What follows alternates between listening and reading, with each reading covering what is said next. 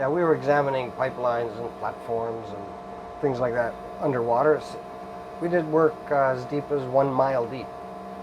So, but the whole idea of people getting excited about being able to go underwater was, I guess it kind of stewed away for a while. And then in '83, I started doing some market studies, and they were all pretty excited too. In fact, your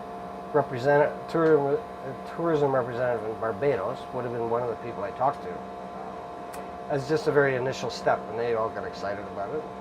Then we went into more depth with some fairly large market studies, and then that led to being able to raise money to start design and so forth. Because the market study said it was going to work, they knew that I know how to develop this from my previous experience, and I knew the right people to bring in to do it. That's the main issue.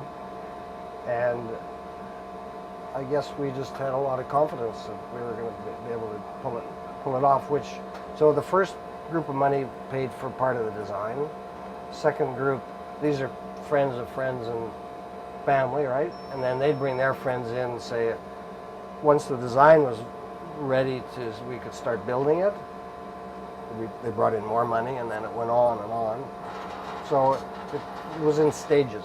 No, he was involved when we first going into Cayman Islands, because the governments were kind of like, they didn't really know what to think of this.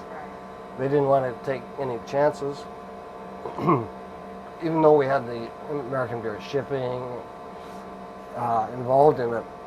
So he was more of a diplomat. So he would go and talk to the government people and stay on the island where I was perhaps back building the submarines.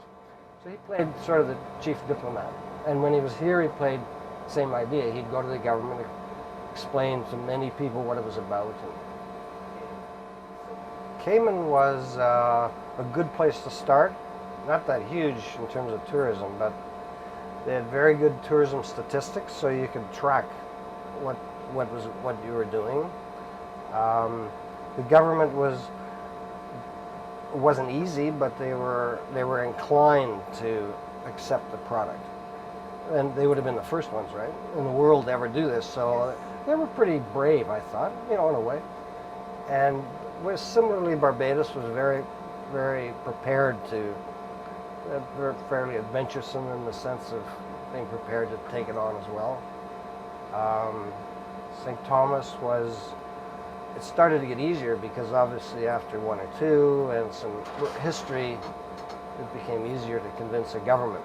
So St. Thomas was, none of them were easy, but St. Thomas, then there was Aruba, and then we went to Guam, and then of course the 5 subs in Hawaii.